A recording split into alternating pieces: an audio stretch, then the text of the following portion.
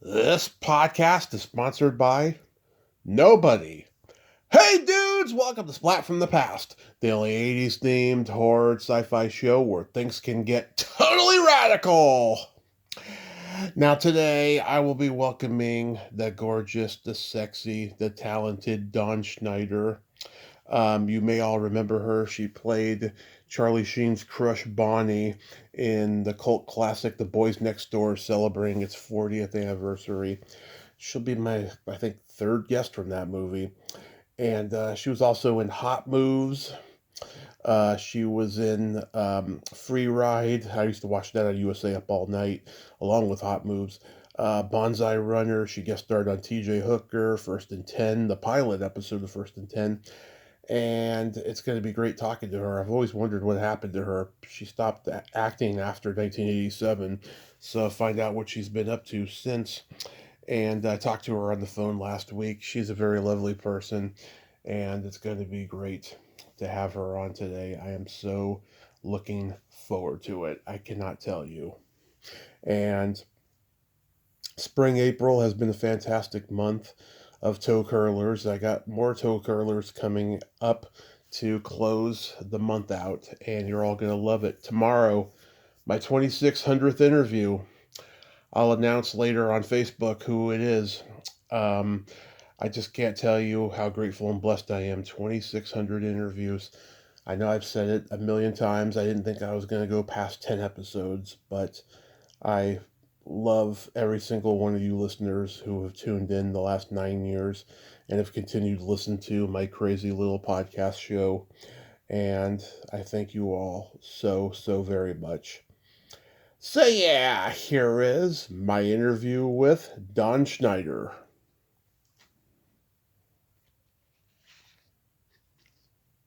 Hey, Dawn, welcome to the show. How are you today? Great. How are you? I So am glad to be here. I am thrilled to be talking with you. Thank you so much for doing this. It's awesome. Absolutely. I would just be thrilled to death to do this for you again and again. I love you, Tommy. Love your show. Thank you. I appreciate that so much. So, going back in time, did you gravitate toward acting early on in your childhood? Oh, absolutely. I kind of thought I was way different from anybody else Mm-hmm. um, because all I wanted to do was perform for my friends, perform for my parents. I wrote little plays.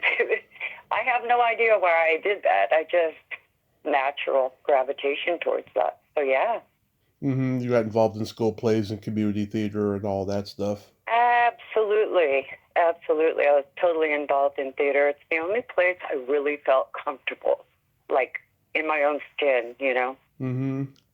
Did you do any modeling? I did. I did modeling. I did a lot of print work, but I wasn't very tall. Like 5'6". Mm-hmm. So that kind of cut me out from any real big editorial and runway stuff. But I did a lot of print work. Yep. Yeah. Did you get to travel? I did travel. I did travel a lot. It was very interesting, but I wasn't really into the modeling and go sees and all the breakneck things that go along with modeling. I was really keen on acting, so I kind of switched gears midway and went with acting. Were you doing like catalogs, calendars, stuff like that? I did a lot of catalog work. I did a lot of print work for designers and things like that. Malls. I actually did a mall catalog. It's very funny. I went to a store Mm-hmm. near a place I used to work. I was working in real estate for a while, and I Yeah. went to this store in Hollywood on the corner. I can't remember what the heck I went there for. And I go, what the heck? I looked at a postcard and it was me. I go, are you kidding me? I'm on a postcard. Those little postcards, welcome to California, blah, and then they show you some chick on the beach or whatever. Mm-hmm. That was really interesting. Oh, that's hilarious. I bet you didn't Yeah, expect that. I didn't buy it. I just put it back. Yeah. Yeah. Were you born and raised in LA? I was born back east, but I've been here since I was 2 years old, so I would have to say I'm pretty native, yeah, since I was two. So was Hot Moves just like a standard audition casting call situation? Oh, gosh, that was a minute ago. I'm trying to wade back through the long years to the past. Tommy, you're going to have to give me a second to catch up. Yeah. I think I did a dream sequence in that. Is that correct? I believe so. Yes, you were the The dream Dream Girl. girl. Yeah, I remember Yes. very little about that shoot. You know, to be honest, most of the things I did, I went in knowing what I had to do, Mhm. studied for the part, but I didn't really like get lost in the, oh, who's in this? What are they doing? Type thing. I really didn't. I kind of went in because I just needed to focus on what I needed to do. What was next? What's Yeah. after this? Because I had a lot of stuff going on. So I was really just keen on my part, what I had to do, go in and shoot and go.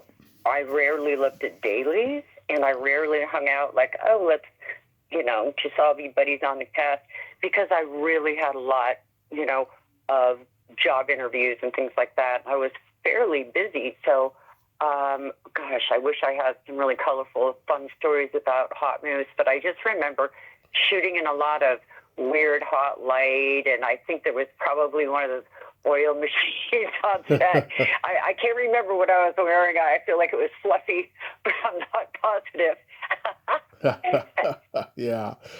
As I told you on the phone last week, I know Jill Sholin pretty well and Carrie Noonan, and I had Peter Foldy on years ago who co-wrote Yes, the movie. Jill, right. Yeah, and Michael Zork won't do it. And Gail Rosenthal I've had on as well, and I told you Wow, you've had everybody on. not Amazing. every single person. I'd like to get Deborah Richter on, but I don't even think she's on the face of the planet anymore. Oh, really? Yeah. Okay. Yeah, Jill actually was the cousin of my BFF at the time. Hmm. And I do remember talking to her a few times. I think I took her aunt to a concert, or she accompanied me to a concert because I was pretty young at that time. I think it was Night Ranger. Oh, I love Night Ranger. I've seen them twice live. Right. Yeah. Okay. Right. I think we went to, gosh, I want to say it was like the Greek or something. Hmm. And they came and found us in the audience, gave us some passes. Me and Jill's aunt. I know it was Debbie's aunt. It had to be Jill's then too, Hmm. or her. I don't know who it was in relation to Jill, but definitely family. Marina, her name was, I think. And we went backstage, and they gave us the necklaces off their necks. She goes, we have to go. I'm going to get in trouble because we're not supposed to be doing it. We're just supposed to go to the concert and come back. I go, okay, we should go. So we left. Wow, what a memory. Yeah, oh, that's hilarious. Yeah, huge Night Ranger fan.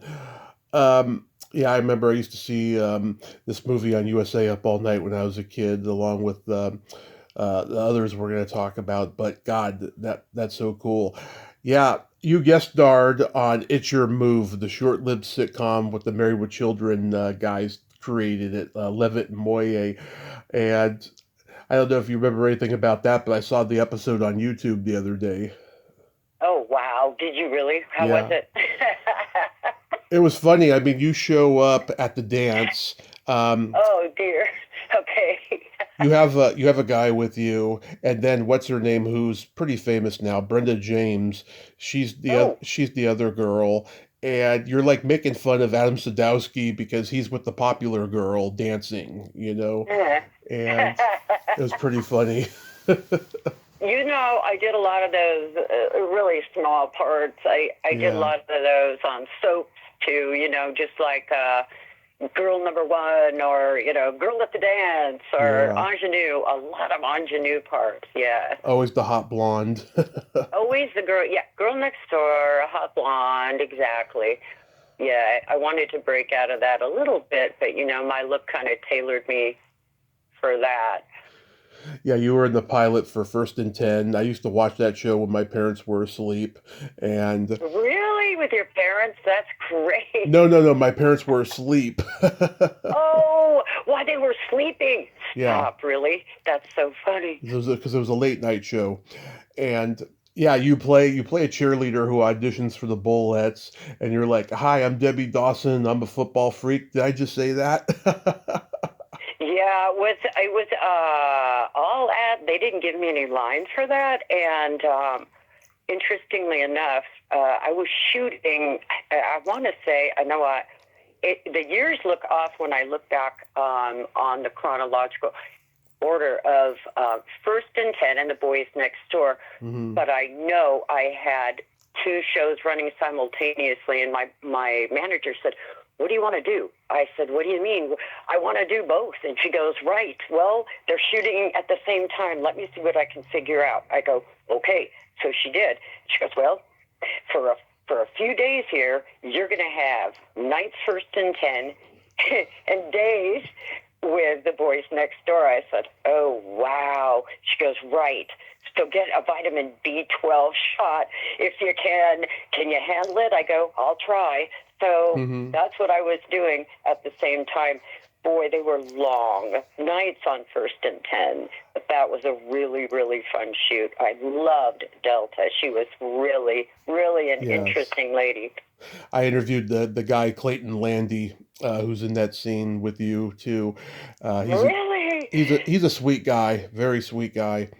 And Ruta Lee, oh my God, she's a legend. She's like 90 years old. She's got a mouth like a truck Legend. driver. Yeah, she's got a mouth like a truck driver. That woman. All the best do. All the best do. Yeah. One scene, I'm trying to remember when we went in the pool, I was like, I do not want to go in that damn pool. Uh, I thought Jonathan, I want to say it was Jonathan Demme. Does that make sense? He might have been the director, one of the of what? producers, I think. And Of he's like, "You're going in that pool." uh, I'm calling my manager. I'm not going in that pool. No way. Because they just wanted, for, I don't know, imaging, just to hurl me into that thing. That's what I remember. It was cold, long night. Jonathan But yeah, go ahead. Jonathan Demme produced something you were in? I think it was First and 10 he worked on. Ha! I did not know that.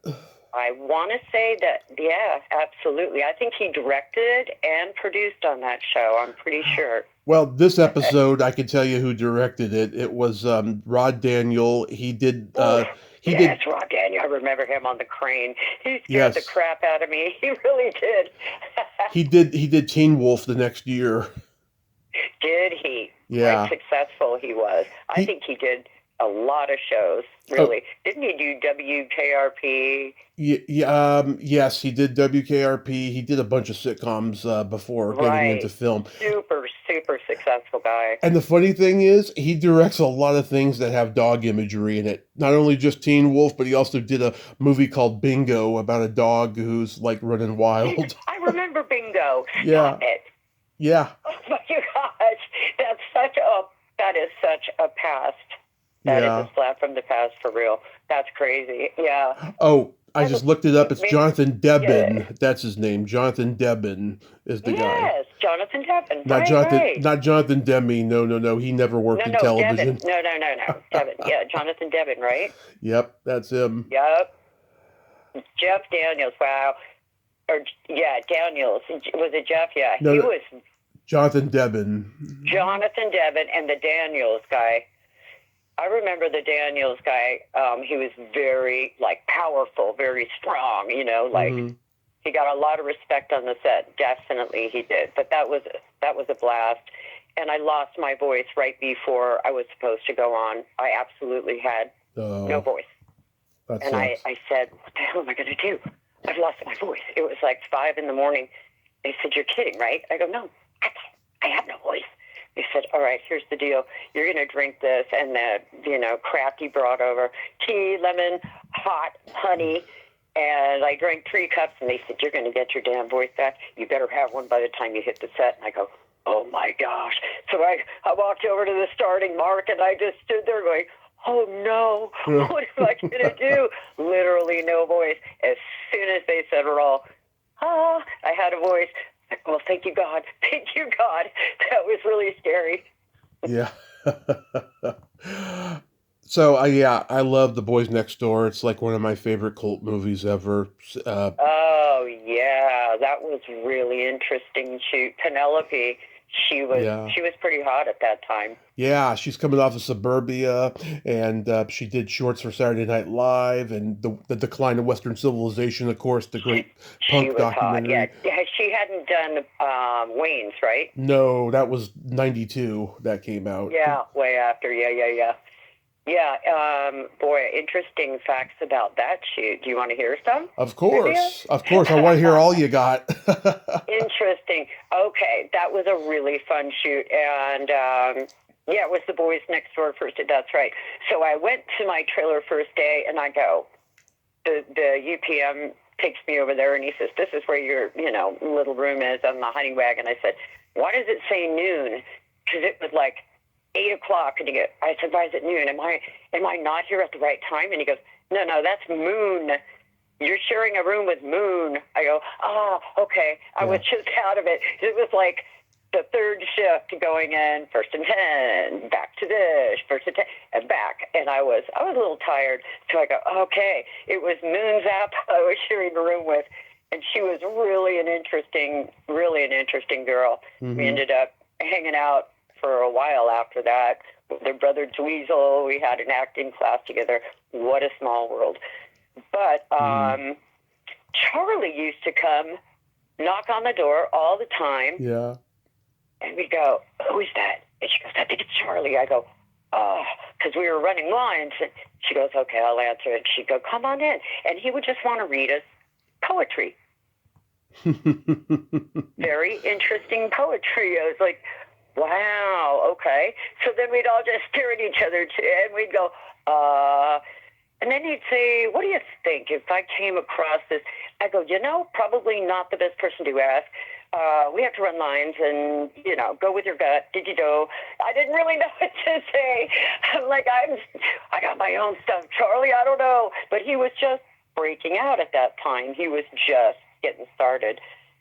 So he was real open, to whatever, any kind of comments and feedback. He was a really nice guy to work with.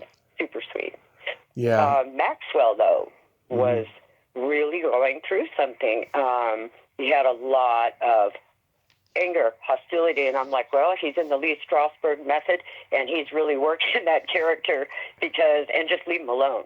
Everybody gave him, pretty wide berth. But at night, I remember during the takes, a couple of times he just hopped the fence and was gone. And Penelope's like, cut. Can somebody go find him? And he would just go. He was gone. And we'd all take a recess, dinner, whatever. And they had to find Maxwell because he was really in character and, feeling it, doing his thing. And I ended up reading later. He was going through a really tough time in his career, so he kind of used that as a vehicle with his character, I guess. But I remember going, oh my gosh, where did he go? I hope he comes back. Yeah, of course he did, but wow, that was a really interesting shoot for sure. Yeah, I heard he was one of those guys whose ego got kind of out of control for a while, and that's why he wasn't number one. He probably wanted to be, of course, but absolutely, I think you're right. I do think you're right. On hindsight, that makes a lot of sense. He's coming off of Grease 2, and he wanted to be the next leading man.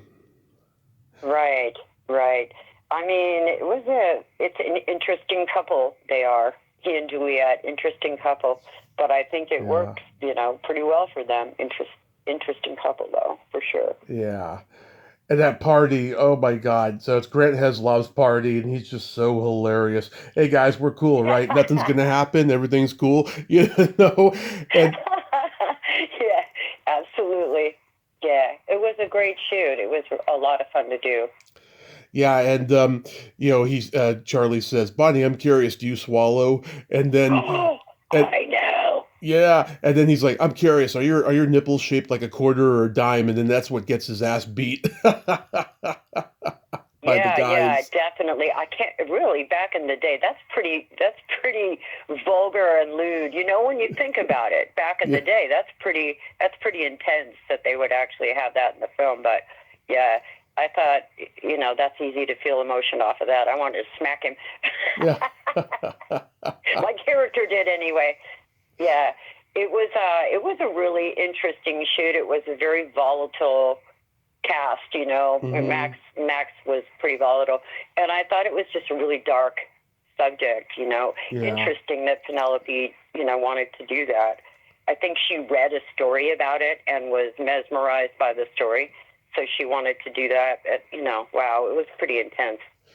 I interviewed Hank Garrett, who played the older cop with Christopher Oh yeah, McDonald. did you really? Yeah, and he did not want to talk about this movie. I said to him, Why? Why? I don't know. Sometimes people don't want to talk about something, so they say something to be evasive. And in his case, he was like, thanks for bringing that memory up, and then that was my cue to move on. Yeah, next. Okay, right. Yeah, I get it. it was weird. I also interviewed the guy who played the gas station attendant, Kurt Christian. He was in the Sinbad movies, and yeah, like Charlie Sheen says, this fucking camel jockey's ripping us off. Oh yes. Oh, I forgot about that. You're right. Yeah. Wow, different times. Oh yeah. Different times for sure. It's still a funny movie and very quotable. And Patty D'Arbanville, oh my God, Oh yes, she was Patty. I liked she Patty. was a hottie. Yeah. She was pretty interesting. Yeah, she was a real. She's a pro. Hmm. Yeah. And she was a former girlfriend of Don Johnson, and she's a guest I would like to get, but I haven't been able to make the connection. But yeah, she's definitely great. You were on an episode of Who's the Boss, and I interviewed Suzanne Barnes, who was also in that episode. She said Tony was very angry on that set. Did you see that? No, I thought he was extremely flirty. He made it a point to be very flirty. I did not see that at all. Really? That's hilarious. No, I had a whole different perception of that. My perspective was, wow, 180. I never saw him mad at all. I saw him like a tiny bit, maybe a little frustrated a couple times, but really he was quite sweet. I didn't have any problem except for, hey, Blondie, all the time. I guess he's talking to me. Yeah. Yes. He just was kind of playful. He didn't, he wasn't disrespectful or anything. I think I did a couple of those, not positive, but anyway, no, he was cool. Okay. Yeah, you say, have a nice day, and he's like, so far so good. Yeah, he was a really respectful. I don't think I've had any shoot where I thought, wow, this is a real drag. Like I'm really uncomfortable in this, or the other players are, Hmm. crossing lines or something like that, or it's just like crappy to shoot with them. I pretty much had a very good time. It was pretty seamless in most of the interactions I had, luckily, or else I blocked them out somehow. Yeah. That's possible. Another movie I remember seeing on USA Up All Night when I was a kid was Free Ride. How was that Oh my God, experience? USA, that's where it was. That's so funny. Yeah.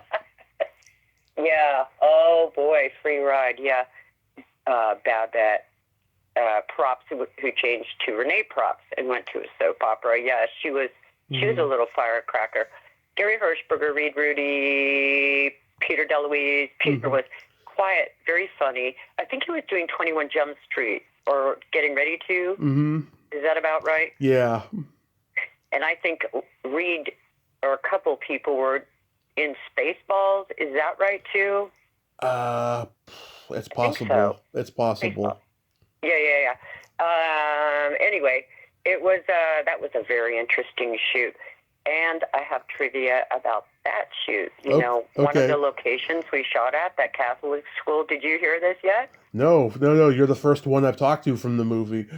Wow. Yes. So we shot at this Catholic school, Might have been in San Marino.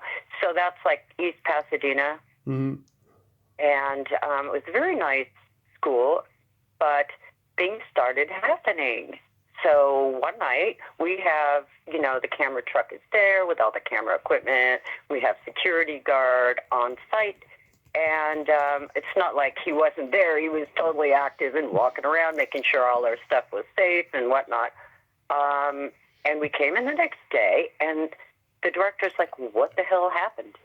And the truck inside was locked. It was locked, right? And the only person with the key is, of course, the head camera person. And everything was upside down, thrown around, completely upended in the whole truck. Wow. It took them hours to get it back. So that was weird. And nobody could attest to what had happened. Everybody got creeped out.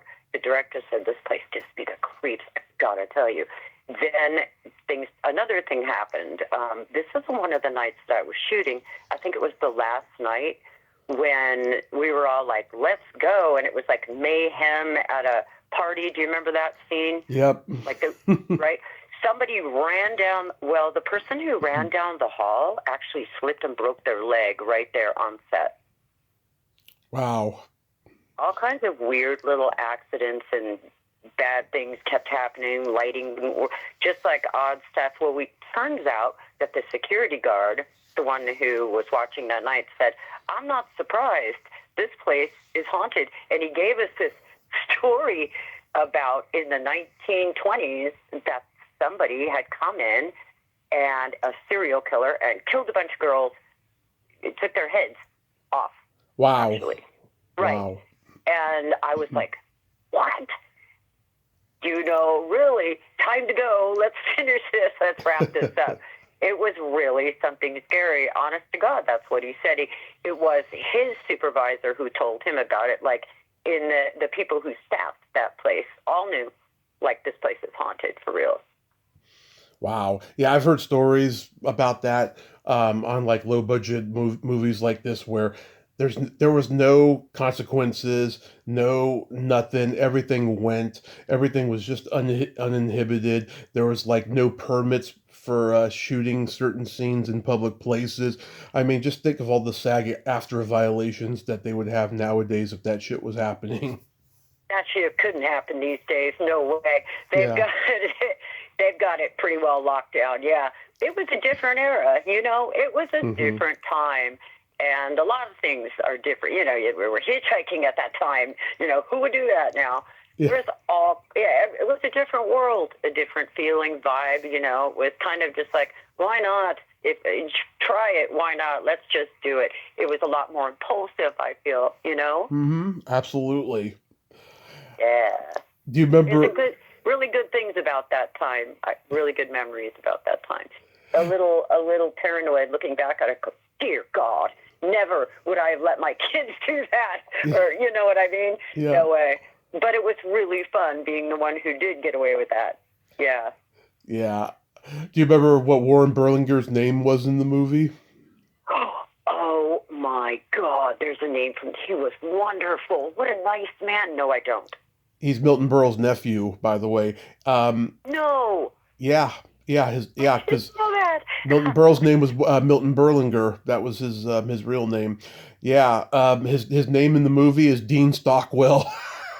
Oh my God, I remember that. I swear I do now. Yeah. That's right. Wow, he was so nice. So nice. Yeah, just like Ned Beatty in Back to School was Dean Martin, so it's the same year. Oh, yes, you're right. Yep. Oh, my gosh. Great movie, by the way, yes. Boy, there were some really great movies out in that era. Oh, yeah. Oh, my gosh, all the great ones came out. Oh, yes. And we can't forget the legendary Mamie Van Doren. Oh, Mamie! Oh, my God! Yeah. Mamie Van Doren, yeah, she was the pro. Honest to God, she was great. Everybody kind of stepped around her very carefully, reveled in her Mamie Van Doren glory. Yeah, she was just completely unafraid. She might be coming on the podcast soon because a documentary's coming out about her, and I've been trying to get her on here for years. Oh, I hope you do. That's awesome. Definitely will. If you get her on there, you got to give her a big hug for me. She was terrific. Of course. Yeah, the scene where she's the nurse and she's doing the penis inspection. What a great classic cult film that was, huh? Yeah. Oh my God. Yeah. It should be on YouTube and Tubi, but it's not. I couldn't find it. I think it's on Amazon Video. Oh, okay. Prime, maybe. I have Prime. Video. Yeah, I have Prime. I could try that. Yeah. Try it. That's so funny. I thought it was on Tubi as well. No, not happening, huh? Yeah, it wasn't on Tubi. It wasn't on YouTube, but I'll try Amazon Prime. Give it a try on Prime. Yeah. Yeah, I mean they don't show cult stuff on Prime. That's probably why I didn't look there. But if you say it's on there, I'll go take a look later. You know. Hey man, don't hold me to it. But I thought that's where I saw it. I do think so. Okay. How was the T.J. Hooker experience? Oh wow, that was really terrifying. Oh my God, That's another one. To audition for the part was really awkward for me. I kind of came from another call, from another interview. Right. You know, I was at that time. I think I was pretty much in the percentage that they do the cattle calls, and then once they narrowed it down to like 5 or 6, they'd call me, and I went in, and I remember it was a very, very daunting setting. It was a huge building and very, very immaculate, opulent, and I remember all the girls in there knew each other. They were all models. They all had their books with them. And they were, oh, yes, don't you remember in Milan? That's where we know each other. And I'm like, wow, I feel so out of place here. I was wearing jeans, just a little jacket, looking pretty, much like myself. I wasn't extra made up at all. I think I was just very natural. And like even tennis shoes. I think I might have been wearing some tennis shoes, and everybody else is, clucking around in high heels and looking very polished. And I thought, oh, shit, Yeah. But I remember what my manager said. She goes, hey, just focus on you. You're not there to impress anybody. And guess what? They're not you, okay? So you're there for a damn good reason. Don't let anything extra around you affect you. And I was like, yeah, get into myself. That's it. So it's time for my interview, and I go down the hall, long hall, to this double doors, and one of them is open, huge doors, mahogany, and there is a table, long table facing me, and there's maybe 15 people sitting at the table, and they're just sitting there with their hands folded. I go, oh, dear God. Here we go. So it's a little unnerving, so I step in, and the doors close behind me, and I just face them all. And they're like, hello, you are? Yeah, we went through that. And they said, okay, so do you know how to dance? I said, absolutely. Yeah. They said, you're comfortable doing a striptease dance? I said, oh, of course. I said, dancing is, second nature to me, like walking. And they said, good. And they all looked at each other and said, okay, that's it. We'll be in touch. And I go, okay, and left. And I did get it, and I thought, now what am I supposed to do?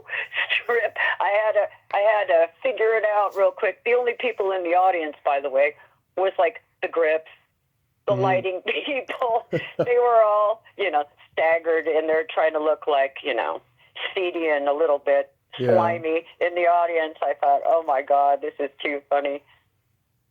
Yeah. Who is that guy from Chips? There's a show, Chips, right? The motorcycle cop. Eric Estrada. Yes, he's the one. He kept coming over. It was like my wardrobe was out in the middle of the lot, surrounded by pulling curtains. She had me up on a stage. Yeah. And this is where I was changing into my stripper outfit. I was like, wow, this is really weird. And she goes, nobody can see. There's curtains. Except for Eric Estrada. Kept coming up there and going, hey, what's your name? why don't we go have? I go, oh my gosh, can you do something about this guy? To the wardrobe, and she's like, oh, he's harmless. He just wants to. Hey, get out of here. Come back later. I was like, wow, that's really weird. Yeah, that's all I remember is Eric Estrada coming over and dancing. Shit. Bill Shatner. Yeah, what was he like? Because I've heard a lot of mixed things, mostly bad. Well, let's see. He was very nice, kind of impersonal. He didn't really, have a lot to say. He just kind of came up and said his lines, and I found it impossible to get any emotion. And I had to burst out into tears. We tried about 5 takes, and I just couldn't do it. I could not muster any emotion because I was looking at Bill, and he was completely impassive. And I thought, man, I really suck. I can't, I can usually cry at the drop of a hat, and I pulled it off a million times, but not that day. Yeah. And the director said, should we do something about her makeup? And makeup came bustling over and said, come here, and turned me around and said, look up. And I did, and she took some powder and blew it quickly into both eyes, like, that was it. And I go, oh. And she goes, she's ready. Turned me around. I staggered back to stage. And this time I just wept because I don't know what the hell she blew in my eyes. But, yeah, I cried for a while. Shit. That's all I remember.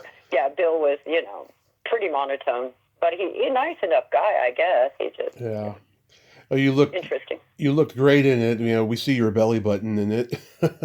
Oh, no, you do? I haven't ever watched it. Isn't that funny? I think I saw it on TV, and I go, oh, gosh. And I probably, looked at it through, put my hands over my eyes and peeked through one eye and thought, oh, God, that's really embarrassing. Banzai Runner. Oh, yeah. Yeah. Anything stand out about that? California City, I think we shot that in California City. I didn't really connect so much with the lead male. I met him. He was all right. He seemed okay. Mm-hmm.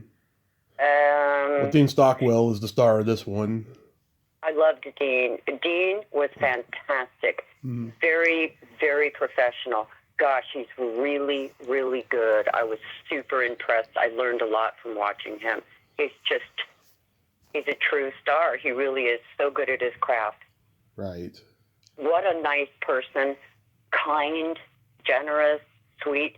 He absolutely was lovely, lovely to work with. Nothing but great things to say about Dean. He was amazing.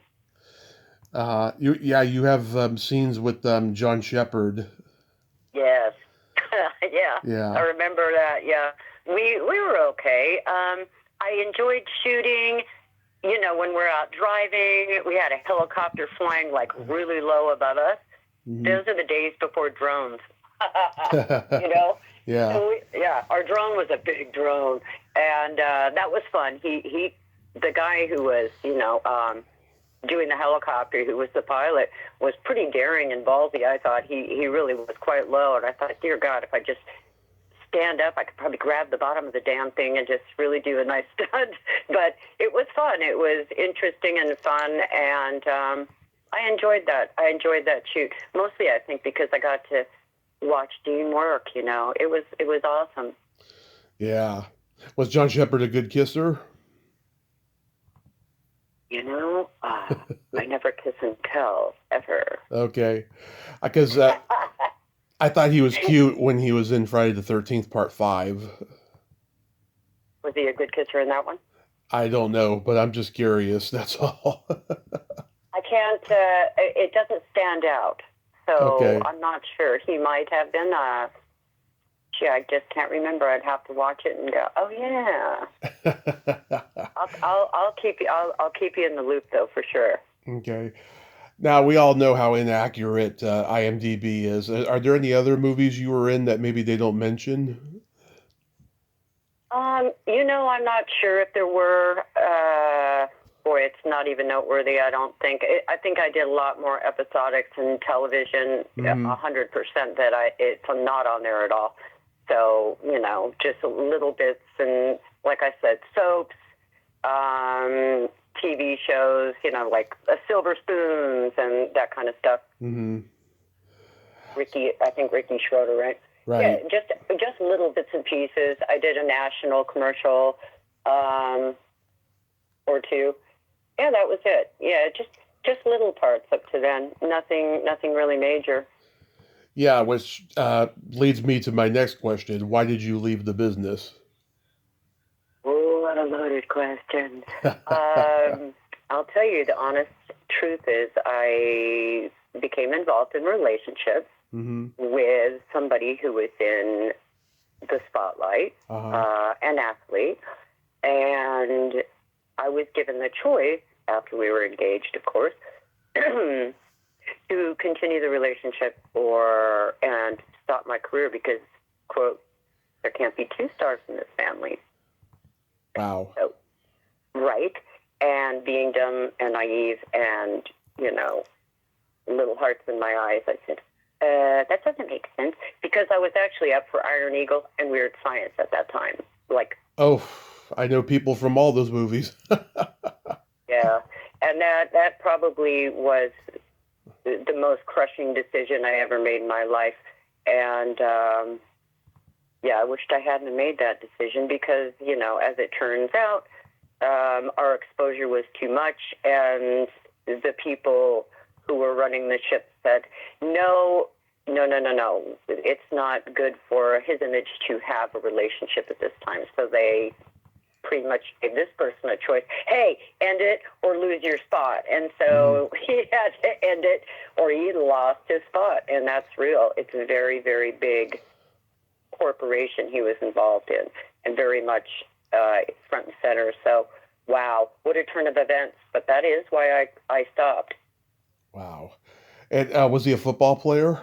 Yes, he was. He was indeed. Yeah, football players can be assholes. I know because I played football. Were you an asshole? I hope not. In my own way, yeah. I wasn't. I was just immature. I was young. I was in high school, so. Oh, Yeah. shoot.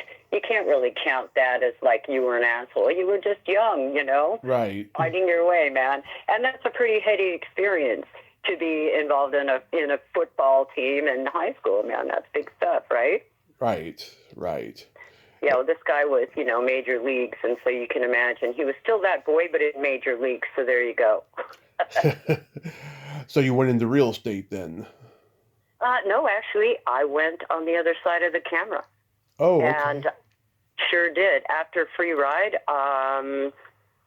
it was another few things I shot, and then I licked my wounds, and I got offered a job with Ken Cragen, the manager. Yeah, you know who he is, right? Lionel Richie. Yeah. Yeah, big time. So I got involved on a show, and I was offered to be a PA. I had no clue what a PA did because I really wasn't paying attention on the set to PAs so much. They handed me different color papers for different revisions on it. It was just part of the team. But I said, well, what the hell do I do? It's like, well, sink or swim. You got to go. You're a third, so it's not that hard. Make copies. I go, on what? They go, that's a copier. I go, oh, God, I've never ran one. So I had to learn how to run a copier, how to, just do the simplest of stand tasks. But I picked it up very quickly, and I did so good that they actually flew me to Florida to be assistant to the producer. Mm-hmm. And then I was the stage manager, which was really cool because I got to meet Kenny Rogers, Dolly Parton, and Willie Nelson, because we were doing a live 2-hour special at the Air Force Base there. It was really cool. That is really cool. I mean, God, it's just the holy trinity of country royalty right there. Oh, my God. Really. Standing next to Willie Nelson was like, it's ethereal, really. He is an old soul. God, is he an old soul? I'm telling you, the depth in his eyes, mind-boggling. And Dolly was just a fun, energetic angel, man. She's like the life in the room when she comes in. She was wonderful. Really, really fun. He's going to be 93 next week, Willie Nelson. Can you He believe is. that? Is he really? I Yeah. just thought about him yesterday out of the blue. I go, whoa, Willie. Haven't thought about Willie in a minute. Yeah, really. 93. God bless him, man. He came out of that. He came out of his bus. My job was to go to the bus and get him out, and they said, check his soda can. I go, I will. So he'd come out just a plume of smoke. Mm-hmm. I go, oh, wow, the honeysuckle rose, right? Yep. He came out in a big plume of smoke with a big shit-eating grin on his face, and he's just so endearing. I go, hey, will you go? Hey, darling. I go, let me see that can. He goes, nope, it's my soda. I go, okay, Willie. I think he had some whiskey in that can, but he was wonderful, everybody professional. Anyway, that started the launch of Behind the Camera for me, and I did that for years. What are you doing these days? These days, I'll tell you what, I'm doing a lot of marketing, a lot of media. I help launch businesses and things like that. I have an online vintage store. I do just a little bit of this and that. Thinking about film again, because once you have that little bug in you, it's really hard to get rid of it. And it's been nagging at me for a couple of years now. And I think, why the hell aren't I doing theater or something? I really feel the pull to do theater. Yeah, you should give it a try, you know? Yeah, it definitely was one of the loves of my life. So maybe I will. Yeah. What's your favorite movie of all time? Oh, there are so many. Oh, my gosh. Mm-hmm. Some really random stuff. I loved After Hours with Griffin Dunn. One of my favorites. I love that movie. You're kidding. It's just such a black comedy. I love Scorsese. Great film, right? Yeah. I like it. He always peeking through the window and the husband gets killed by his wife and he's like, I'm going to get blamed for that. It was just so many, oh my God, moments. It was such a great film. I loved that film. Yeah, hilarious. Oh my God, hilarious, it's a classic. For real, yeah. And it spawned and it spawned so many imitators in the late 80s, so many of them. You know, I loved Dudley Moore. I loved everything he did. I absolutely loved Pink Panther. I loved that. Blake Edwards. I'm friends with his daughter. One of my all-time favorites in life was Blake. Yeah. I'm friends with his daughter, and I love all his movies. Oh my God, that guy was a comedy genius. The way he directed. Yes. Oh my God. S.O.B. Victor Victoria. Please, one of my all-time favorites. Yeah. Ken was hysterical. Yeah. The Party. Yes. Okay, I also love The Birdcage. The Birdcage goes down as one of my all-time favorites, too. I loved The Birdcage. So silly. Love it. Yeah, my mom loves that movie. Yeah, I'm a huge Blake Edwards fan. 10. I liked John Hughes. I liked his Breakfast. I liked those.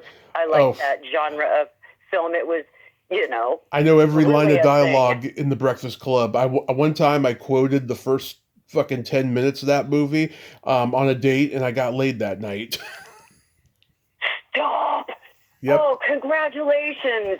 Damn! Yep. What a good What a good game you had, man! You're kidding, really? Yep, I love The Breakfast Club. It's one of my favorites. I wish more schools did it as a play, but with all the vulgarity cut out. You know.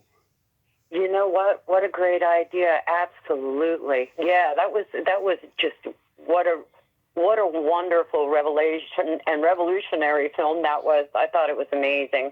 Yeah. Let's see. Yeah, I'm not sure. I have so many films that I absolutely loved. I loved Airplane. That was very funny. The best comedy. Risky Business came out about that time, right? A few years later, yeah, Risky Business is great. Yeah, it was also fantastic. Yeah, I have, A to Z, a bunch of different films. I liked indie films a lot. Too. I loved Audrey Tautou. I thought she's great. Little French gal. She's really an amazing actress. Mm-hmm. What are your top three desert island albums? Like if you're alone on a desert island, you could only have three albums. What would they be? Hmm. Okay, Physical Graffiti. Uh-huh. Great album. Mm-hmm. Oh, what a question. Okay. Probably I would have to do a Yes album. Uh, Which one? yeah. Yeah. Going for the one. Yep. That's a great one. And the third one. Wow. I have to think about that, man. How much time do I get? Am I out of time already? No, Oh no, my no. God. Go ahead. No, go ahead. I'm not sure who would be third. I'm not sure who would be third. There's just so many great artists clamoring to get on that island with me. It's tough, man. Yeah. I mean, my three favorites, The Doors' first album, Van Halen's first album, and the Go-Go's first album. Those are three Whoa, yes, the Go-Go's. What a trip. those are three LA rock debut albums of those eras in a nutshell. Like, The Doors psychedelic, Van Halen hard rock beginning of glam metal, and the Go-Go's punk rock / new wave. David, yeah, wow. You know what, David, that's a whole... I have stories about David for sure. You know, they used to play where I grew up. It was Supertramp and Van Halen. They originated out of there. La Cañada. Supertramp, they're British. Yeah, but I think they played at parties down there. I'm telling you, I know they did. Supertramp did. Eve 6, is that another one? I think Eve 6 is out of that area. Sounds like it. David, for sure, was born, or his father's house was in Pasadena. Or La Cañada. Old La Cañada, that's where it was. All the Pasadena hair bands were like Autograph, Silent Rage. I've interviewed the lead singer of that band. Silent Rage, I'm not familiar with that one.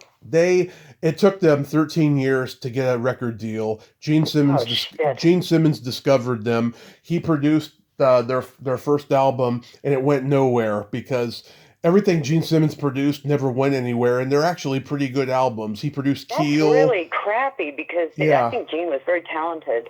Oh yeah, he produced Keel and Black and Blue. Tommy Thayer, of course, replaced Ace in Kiss near the end, and I don't know why they weren't successful, but they were pretty good albums. I'm gonna have to look them up. No kidding. Yeah, Silent Thin Rage. Lizzy was Tahunga. I remember going over to their house in Tahunga one time. Remember Thin Lizzy?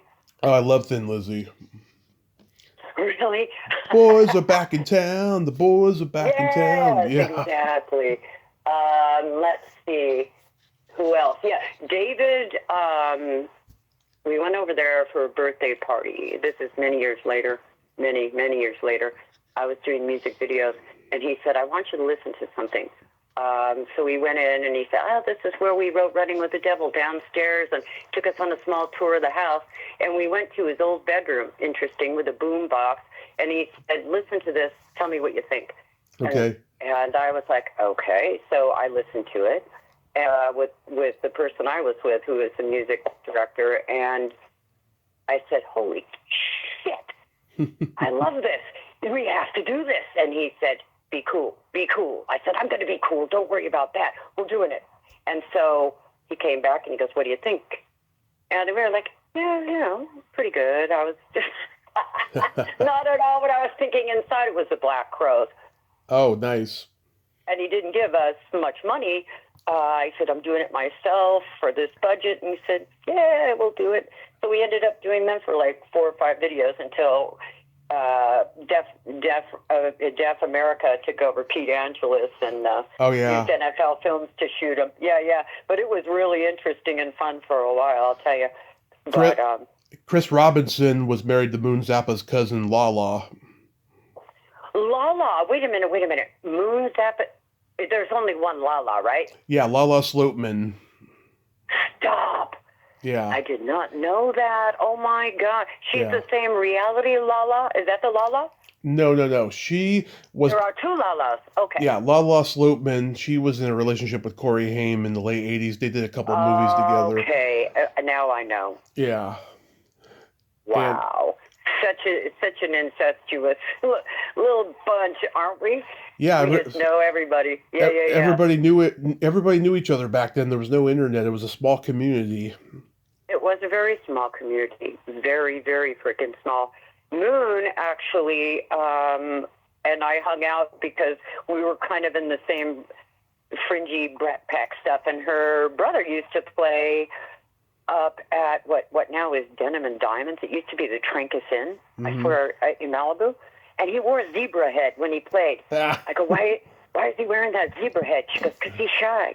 I go, okay, that makes sense. Love it. It would be Emilio, Moon. I'm trying to think of who else was there. Maybe it was Rob at that time. I think Rob came a couple times. Rob Lowe. Yeah. It was the Brat Pack. Yep. Probably Andrew McCarthy. Yes, exactly. Oh, and what's her name? The dark-haired one. Ali Sheedy. Yes, thank you very much. Right. Yeah, it's crazy. It was a magical time. It was. So now we got Play My Secret Silly Game. This is a series of silly slumber party questions. It's no win or lose, just pure fun. And how the game okay.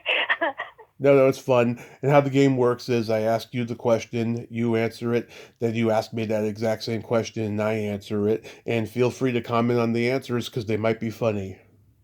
Okay. Dawn, are you ticklish? Oh, yes.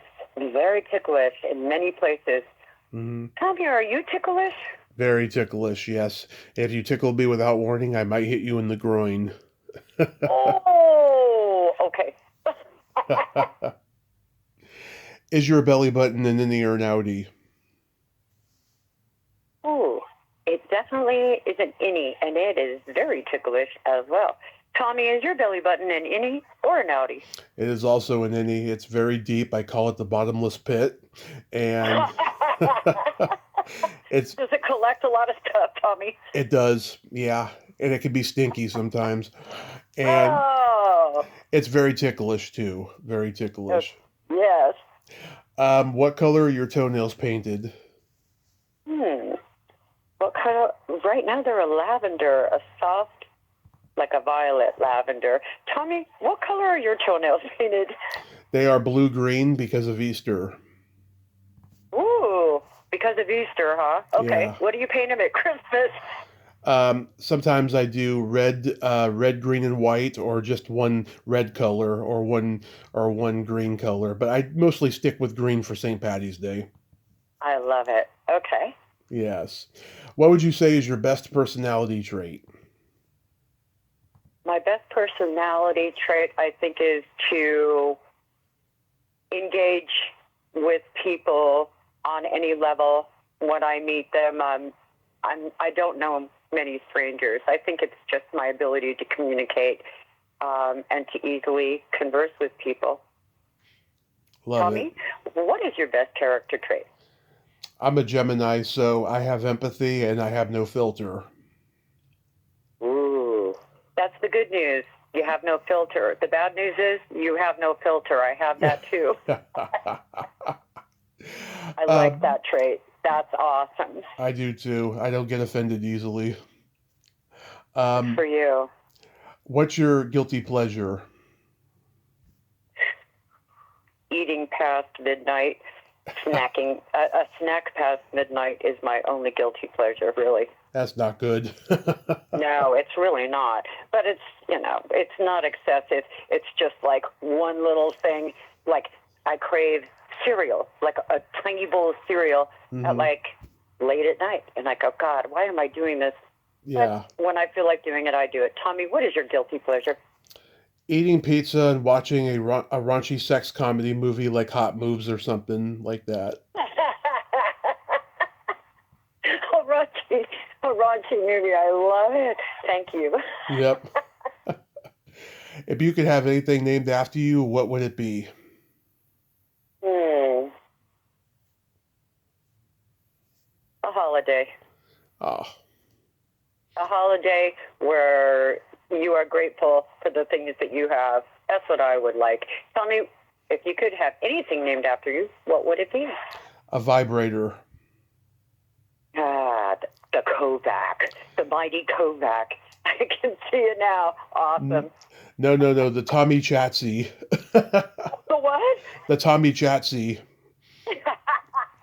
Like a motor. That's even better than my idea. Yeah. I can see you put some time into that, Tommy. Oh, yes, I have. And then my favorite question, is there a stinky smell that just makes you gag? Yeah. My dog fart. Yeah, that's bad. It's the worst. It's absolute. That dog can clear a room out. Pretty much just my dog farts. Horrifying. Yeah. Tommy, what stinky smell can make you gag? Either farts or feet. Oh, wow. Yeah, I forgot feet. Feet can be bad, yeah. Yeah. I haven't had any bad feet around me in a while, thank God. Yeah. I have a joke for you. What is it? What do you call a boy that doesn't masturbate? Sad? A liar. Absolutely. You say that was good. That's good. Thanks for that. Of course. Dawn, thank you so much for coming on today. You are just a joy and you're so much fun. And I hope this was an unexpected treat for you. It was. It really was. And I thank you so much for your work. It's so great that somebody has the passion that you do, that's bringing it to the generations that are younger, that really could get a lot out of these. You know, it was a great time. It was a great era. And thanks to people like you especially, it's not forgotten. I appreciate you so much. My pleasure. And talk to you soon on Facebook and unrecorded. And you have a great rest of your day and be safe out there. I will. You too. Best of wishes for you and your wonderful show. Thanks a lot, Tommy. Thank you, Dawn. Bye-bye. Bye-bye. Well, there you have it.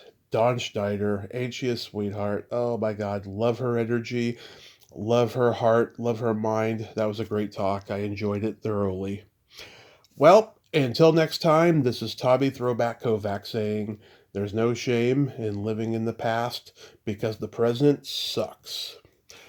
Later, dudes.